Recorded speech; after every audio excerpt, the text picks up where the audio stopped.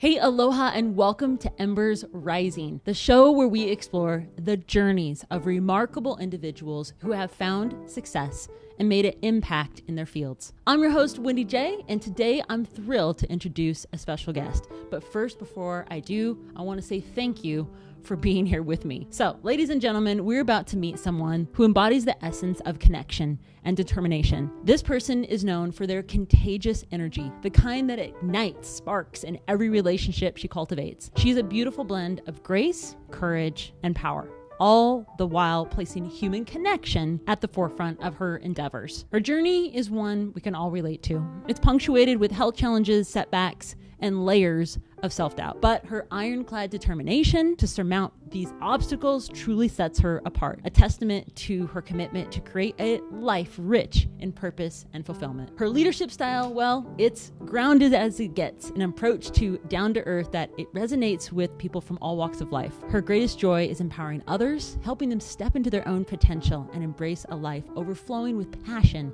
and success. Imagine an entertainer born with a spirit that radiates like the summer sun. Picture a friend with a tenacious spirit that never backs down, someone full of life, passion, and unwavering dedication to service. This wonderful individual is a risk taker, is adaptable, and a very resourceful, successful entrepreneur. And it's none other than Wendy J. And in the spirit of authenticity, it's only fair to mention that I, your host, am Wendy J. And I thought a heartfelt introduction like this would be the best way to let you know who I am. So let's dive into my story and explore some of these pivotal moments, lessons learned and strategies that have employed me to continue creating an extraordinary life. My beginning came from a very humble, creative family, and I want to share stories of strategies, habits, and mindset shifts that helped me propel me to really be where I'm at today. I want you to walk away with at least 5 things that will help you pivot adversity and challenge and really help trust your intuition. I think that's really important. I'm also going to share some tips that are going to help,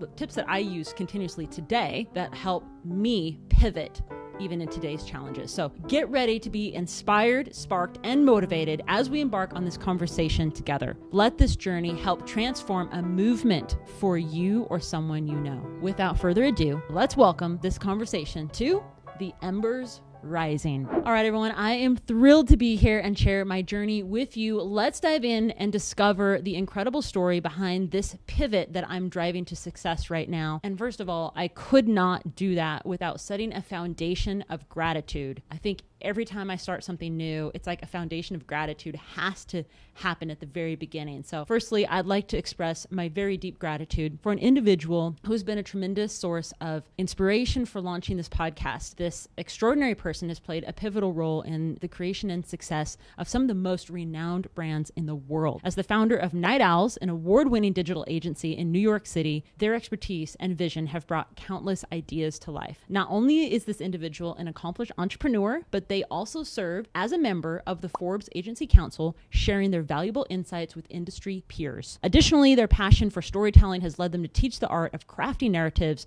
to esteemed organizations such as Spotify, the American Red Cross, and Seiko. With over 22,000 students and counting, their impact on the world of storytelling is truly remarkable. In 2022, they launched Night Owl Nation, a vibrant community where every member is both a student and a teacher. This inclusive space encourages individuals to share their unique stories in ways that challenges perceptions and inspires new perspectives. As an entrepreneur, storyteller, and TEDx speaker, their commitment to redefining the way we share our narratives is truly inspiring. I invite you all to follow the journey of this incredible individual who wears their heart on their sleeve and demonstrates a deep passion for connecting through the power of storytelling. So warmest mahalos and a huge, big heartfelt thank you to Mr. Sun Yi. And if you don't know who Sun Yi is after that, you can still follow him in the links that I'm going to attach below this episode. So I want to start off by sharing my story and by sharing this with you to help you learn 5 things you're going to help move yourself through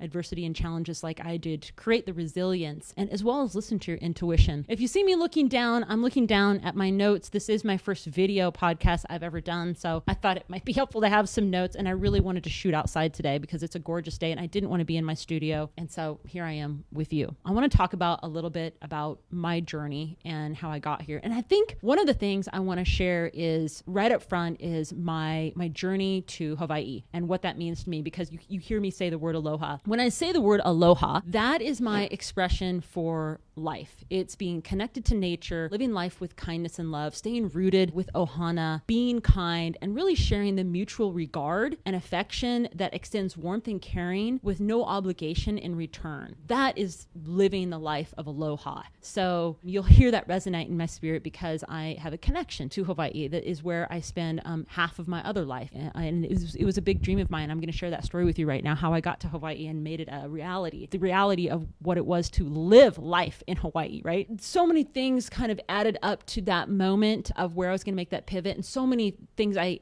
had to do to get that vision to become a reality. So I'm going to take you back. When I was a child, maybe like you, we traveled to Hawaii. Hawaii was beautiful. You know, we went to maybe 1 or 2 islands, and it just really resonated with my heart. I just felt like I should be there at some point in my life. Later on, I went back and visited in my teenage years and felt again the same feeling that I've got to be on these islands. Like, this is a place that just resonates. I can feel the ocean energies just vibrating through me, and a lot of the animal sea life in that ocean. So it wasn't just an easy move, and I didn't just pick up one day and say, hey, I'm moving to Hawaii. It came out of desperation. So I'm going to share that story with you right now, because I found myself on my first move to that space and that pivot in a place that I was in a really dark place. I had moved, I was living between 2 states and staying with a new partner. That road turned into a very rocky, abusive relationship that really shut my spirit down, myself down. And I needed to extract myself from that as well. At the same time, I had let go of my soulmate dog, Buddy, Mr. Bud, kind of around the same time, because I had this feeling that I couldn't operate between 2 different states and moving so much like that. And it was really hard on my favorite dog in the world. So I let him go. But it really depressed me because it was kind of the only thing I was holding on to. But I was in a dark place, so dark that it was winter in Idaho, cold. You know, when it gets dark, like around 4:00, I really didn't feel part of the community. I didn't feel like being part of the community. I didn't feel like, applying for any jobs. I didn't feel like any value. I didn't have a lot of friends. I was dreaming of Hawaii, but there's no way I could afford to be in Hawaii. And I was desperate. And I thought to myself, I was looking for ways to, like, how do people take their life? Maybe that's the road I need to go on. I remember at one point I was living in my car, and in the evening sleeping in my car, because I was extracting myself so far away from people. It would just become more and more apparent that my depression was just further down the road. So I was literally living in my car in December, trying to do landscape jobs still in December with a friend of mine in the cold mornings. And I remember sleeping in my car with my landscape tools smelling like gasoline, and I could smell the fuel while I was sleeping in my car. It was a terrible experience. At the same time, I was so broken from my lost dog and this relationship. It was one person in my life, my sister, who bought me a one-way ticket to go to Hawaii and start a new life. I didn't say, hey, I'm going to start a new life. I just said, I'm going to try something for, a month or 2 and see how it goes. And that kind of began my journey there. And I think anytime when you make a pivot like that, it's the journey, you can't expect it to be easy. It's going to have a rocky road. Sometimes the rocky road can take a year or 2 to smooth out when you make pivots like that. But for me, I did go to Hawaii and it became home. I lived there since 2010. I lived in several different locations and a couple different islands. And one place I lived stands out to me because it's so different than where I'm at today. There's no way I would be holding a mic or shooting a video podcast or looking down at a laptop. I did not have this part of my lifestyle. I was shopping at thrift shops, not just clicking a button and ordering clothes. That place has such an incredible impact to me because I always remember where I was and where I am and then where I'm wanting to go. And I want to share that story because that story is such a pivotal moment for me. It took all of these 5 things that I'm going to share with you, and I had to do them all at the same time in order to make the switch. So I want to share the story of when I lived on the North Shore of Maui. I rented a shared garage studio, and what I mean by that was there was a garage built, and one half was actually a garage, like a car was with a garage door being pulled in and out. The other half was kind of like a studio, or what they call ohana. And the location though was not ideal. It was definitely on the North Shore. However, what wrapped around the edges of the building was a huge 20 foot cinder block wall above me. And so on one side, the front side, the ocean waves would just crash. So I couldn't see the ocean, but I could hear it crash on the wall. On that other side of that wall was a kind of a small, very rocky parking lot where locals in the afternoon would come surf. And in the evenings, the community changed to kind of evening hangout with large glass drink bottles hitting the roof of my rented garage ohana. The interesting thing also about that rented space, it was so small that I had to borrow an air mattress and I had to blow it up and inflate it and deflate it every day because the space was so small that I couldn't leave it blown up. At the same time, I had no hot water. So I ordered, one of those solar shower to heat water, which I found took a very long time and didn't work when I needed it first thing in the morning. So I ended up using, I think, like a teapot and pouring hot water in it just to take showers. The reason I share that story is because I wanted to go somewhere else. And here's what I said to myself, because this starts getting you thinking, when you're in it, it's so hard to be in it because you can't see anything outside of that. I always remember my favorite leader, Oprah, who said, "This too shall pass." But I remember driving down that road on the North Shore of Maui and saying, "This too shall pass." It was not a good neighborhood, and I was doing my best, and I was on the edge of kind of the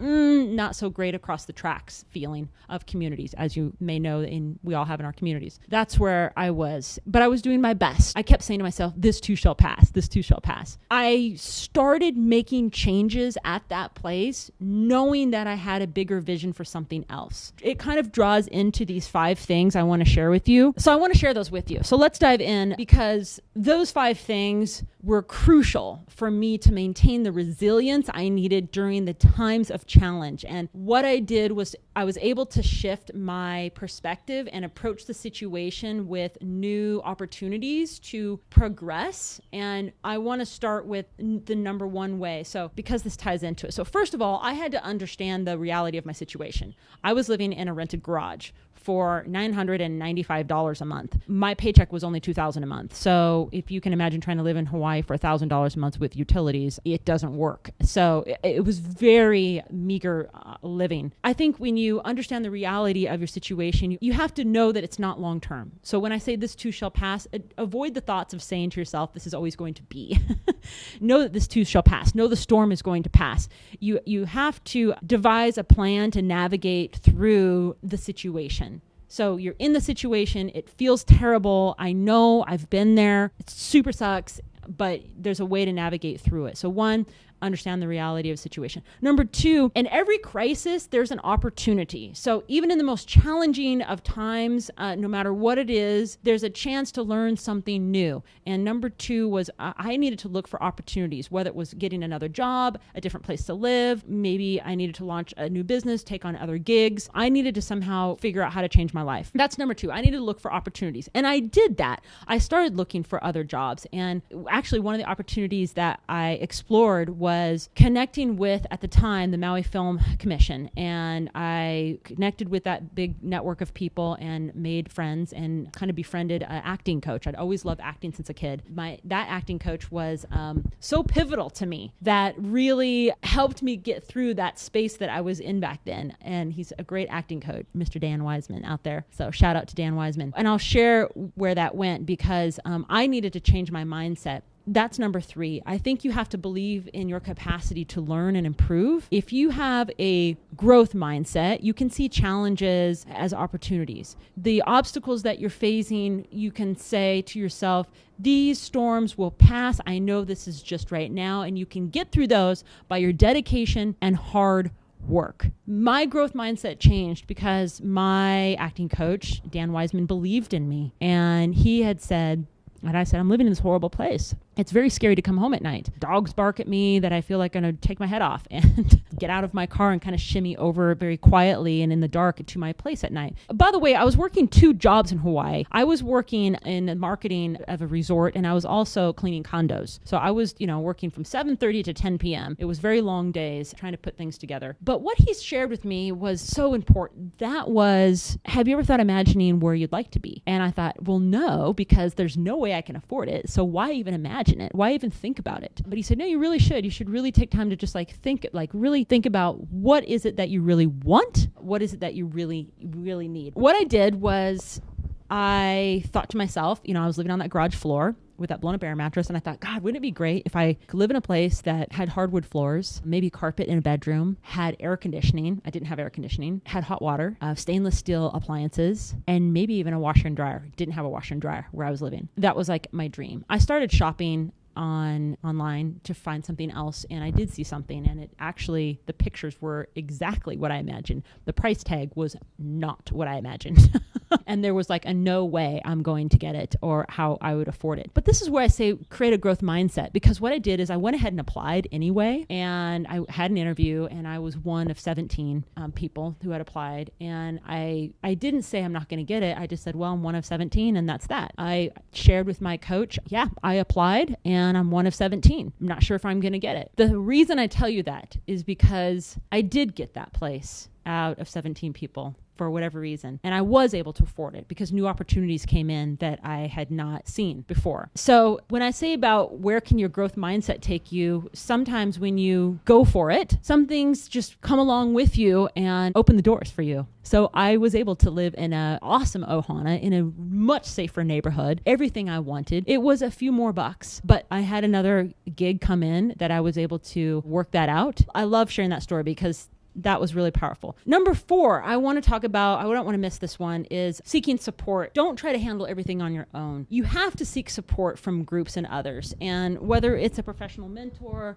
friends, family, or even a mental health expert or community, people can provide guidance that you may have not or shift your perspective thought of before. And that's what's happened to me. I can tell you, I didn't have a lot of support in Hawaii at the time when I was there for the things that I wanted to do. I was questioning everything. Should I still keep working here? It's very expensive. I hadn't yet had my new budding relationship with my soulmate. Hadn't started yet. I was still, alone. And the thing that I turned to was YouTube. It was my only channel. I wasn't into social media at the time, and I didn't have a support group. I didn't have money to pay a support group, and my friends was very small, and I knew my family was really not going to be there for me for support. You may feel the same. That happens. But I used YouTube support videos. And what I mean by YouTube support videos, motivational videos that inspired me to believe in myself. That's actually how I got through. After work, I'd have this window and I would go running, and I would run for an hour, and I would play those YouTube videos on my phone. And I remember just how much that they would make me feel more alive and give me the confidence to believe in myself, because I didn't have that. And if that's what it comes to, by all means, use video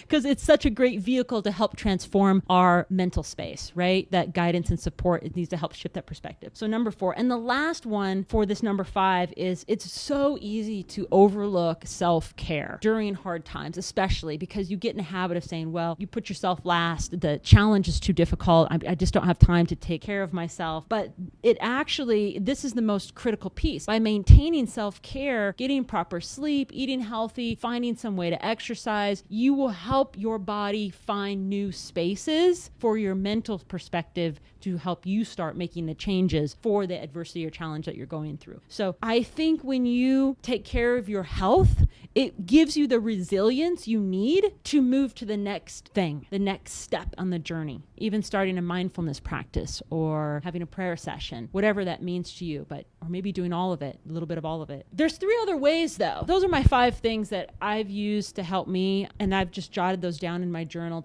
and I always kind of use it as a resource to come back to when I I face a challenge, like, okay, go through these 5. But I have 3 more that are kind of like my bonus double checkers that I've learned. And those things are when I'm agitated and you're not happy, when I'm not happy, I've got to do something. And the first thing I do is I now know to listen to my intuition. When the voice in the back of your head is sharing something with you that is helping you make a positive change, do this, try this, go talk to this person, helping you with the courage, follow that. And sometimes the world around you can be so abrupt and abrasive that you cannot hear the voice inside you. I had that happen to me before I went to Hawaii. I had so many people telling me, don't move to Hawaii for XYZ. It's too expensive. You won't be accepted there. You don't have a job. There was so many things. You don't have a car. How are you going to afford it? What are you going to bring? There was like so many people that said, don't do this. And what I did with all those thoughts is I was like, I really just want to hear what I have to say. I drove to the mountains and there is a hot springs that I sat in. And I would do this on a regular basis. I would sit in that hot springs. And I remember that fall of that year, like every week, and I would drive up for a day in the morning and sit in that hot springs and I would literally peace out. There was no Wi-Fi up there. And so it was me in the hot springs early in the morning for a couple of hours. And what I was doing was listening to myself, the intuition voice to say, where should I go next? What's my next move? Listen to your intuition. Another thing I do is once you listen to your intuition, the universe kind of supports you for your next move. So as you move through the step of saying, I'm going to do this, the universe is going to help back you. Sometimes it's a really big step though, because it's very courageous. So for me, things just started falling into place, even though it was very hard. And I remember doing it for the first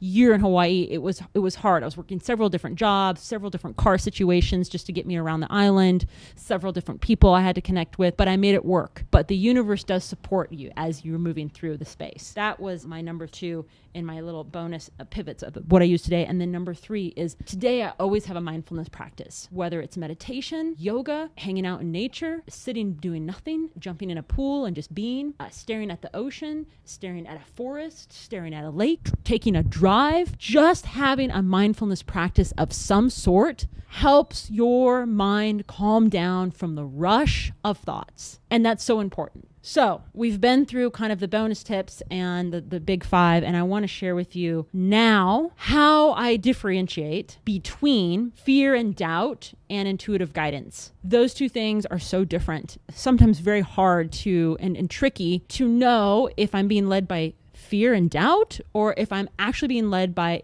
a positive guide. So I want to talk about, because I made these notes here about fear, and I think fear is that origin, and fear and doubt comes from that conscious mind as a result from past experiences, stories that you've told yourself or that society has conditioned you to believe in. And maybe you've overthought the situation. Probably you've thought so much about it that you've talked yourself out of it. Where intuition, on the other hand, arises from a deeper space, an unconscious level. Intuition is that gut feeling that is always not tied to a rational thought or previous experiences, but can help guide you to the best next thing. And I want to share that. Now, I'm very sensitive to intuition and mental health because as a brain health coach, I know that when you get to a space, sometimes you can't trust your intuition and your thoughts. So if you're in that space, please seek some mental health help, because even if it's an online support, get yourself to a space. I always use this phrase, always give yourself 24 hours. In 24 hours, anything can change. You might find inspiration somewhere. Okay,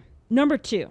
And I'm just running through these because we're talking about differentiating fear and doubt and that intuitive guidance. So number 2, fear and doubt often come with an anxious and uncomfortable feeling. So I was like, I'm not sure if I should do this. I'm feeling really tense about people's opinions. You kind of second guess it. You're wavering on things. However, typically intuition on the other side is very consistent and it's persistent. The feeling doesn't easily fade away with change. It continues to be there. And that's something you can trust. When you continually wake up and that it's like that same feelings there, you're like, that's the same feelings there. Where fear and doubt is anxiousness. I'm not sure if I should do this. I'm feeling other people's opinions about it. It's very inconsistent. So consistency, that's a big thing to differentiate the 2. Intuition's consistent. Focus. Fear and doubt are typically future oriented. So they're always like focusing on what could go wrong, the worst possible outcomes, whereas intuition is more present and centered and accepting what is. following your intuition guides you towards what feels right without triggering excessive worry about the future. That's important to know, okay? That's important to know. Number 5, fear and doubt often create confusion and cloud your thinking, making it very hard to make decisions. Intuition, on the other hand, brings clarity. So number 5 is clarity. Even if you don't fully understand it and you're following your intuition, often it leads to this sense of relief, like, oh,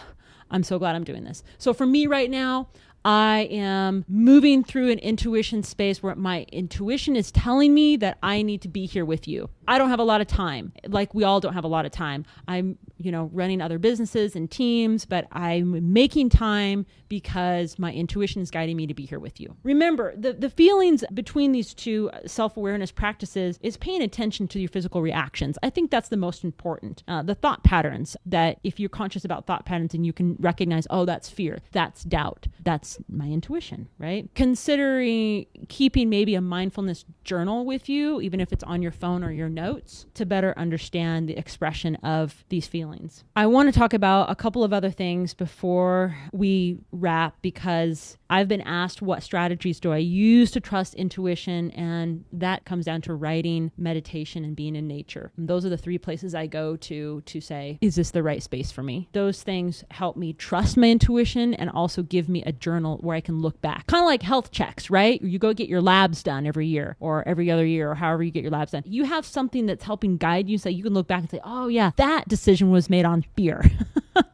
But this decision now today, because I've learned from that, is now on my intuition, and I trust that because I'm being led the right way. So you've done the research, you know that you're being led the right way. So another question I get asked is, how has trusting your intuition changed your life? This is a really big one. First of all, I want to tell you that by trusting my intuition, it has led to experiences and relationships that money could not buy. I could not buy the love I have for my community and Ohana in Hawaii. I could not buy the experiences that I have when I'm on the ocean with manta rays and dolphins. I could not buy that when I go out and paddle myself or surf on those waves. It really does matter. Intuition can definitely change your life. Stay tuned in, And then another question I have is, someone gave to me, they said, what advice do you have for someone going through a major transition in their life right now? My advice and suggestions for you or someone going through a major life transition right now is never give up. Always give yourself 24 hours. The reason I say the 24-hour thing is because I know of a story of someone that gave themselves 24 hours before they were going to end their life, and they found a spark of inspiration by somebody out there on one of their social channels that led them to still be living a life today. Actually led them to a passion that they're actually doing today. Never give up. And if you I hear you, I'm at my lowest, give yourself 24 hours. Find something that can motivate you, spark you, do something that inspires you, listen to music, go for a drive, get out in nature, book a trip, hang with a friend, do something different. For me, what's always helped is getting away from my environment. If I am stuck and going down a rabbit hole of feeling horrible, I need to get away. I need to see something from another perspective. It's a story that I'll share with you another time, because that story came from my mother, who taught me very well when I was young to change my environment, to change where my thoughts were going. So get around animals, be in nature, any of those things. That's what I would say if you're going through a heavy transition right now. Get support, whether it's support online or support group in person or friends or family. Get support for what you're going through right now. I feel like we've reached the end of this episode, which is all about trusting your intuition, finding strategies that can help you pivot through adversity and challenges.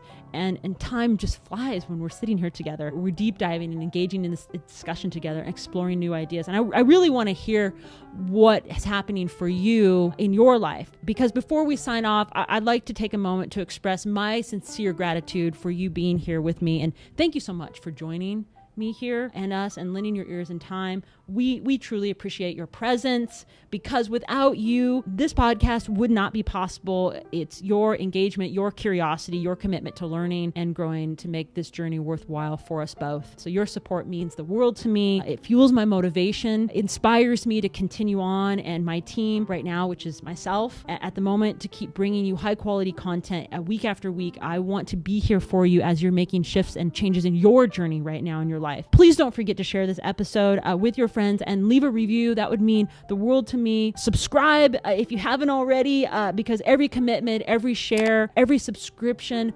helps us together drive this journey and make a difference for all of us. So remember, this is not just a podcast. It is a community. I'm grateful for you that you're here and that you're part of it. And I'm excited to learn who you are, what you're going through. I look forward to sharing a lot more exciting conversations with you in the episodes coming up. So until then, stay curious, stay inspired, keep striving for your goals, and ignite the ember rising inside of you. This is Wendy J signing off, saying, hey, take care. Thank you once again. And I'm going to say, sending you all of my love. Aloha.